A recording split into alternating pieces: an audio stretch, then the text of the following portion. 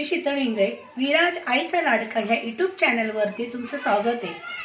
मी तुम्हाला आज मेथीचे पराठे दाखवणार आहे। त्याची साहित्य दाखवते। या वाटीने मी बेसन घेतले, गव्हाचं पीठ या वाटीने घेतले, मी बाजरीचं पीठ पण या वाटीने घेतले,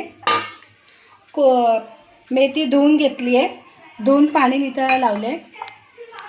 आता साहित्य दाखवते। मीठ, हळद, चाट मसाला, धनिया पावडर, लाल तिखट, जिरं आणि तीळ आणि तेल, 1 चमचा तेल आहे आणि मिरचीची पेस्ट आहे, अद्रक आणि मिरचीची पेस्ट आहे।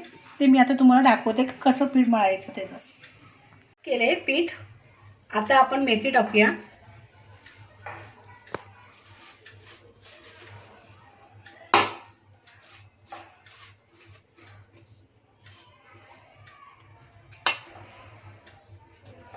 हे सगळं साहित्य टाकते।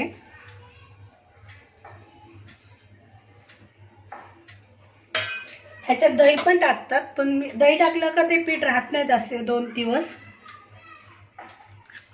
अर्धा चमचा मिरची, अद्रक लसूण मिरचीची पेस्ट टाकली आहे आणि एवढं मी तेल टाकणार आहे।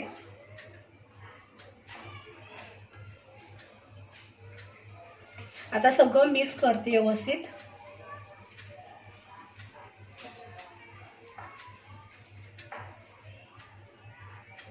थोडं पाणी टाकून मळायचं का की मेथीला पाणी सुटतं म्हणून।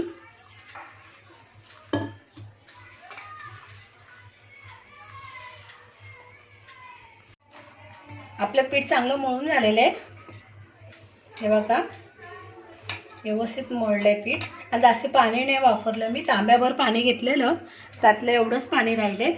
हे बघा, 1 गिलासच राहिले, खूप पाणी कमी गेलेलं आहे।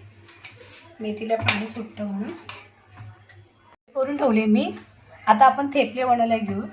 याला थेपलेच बोलतात।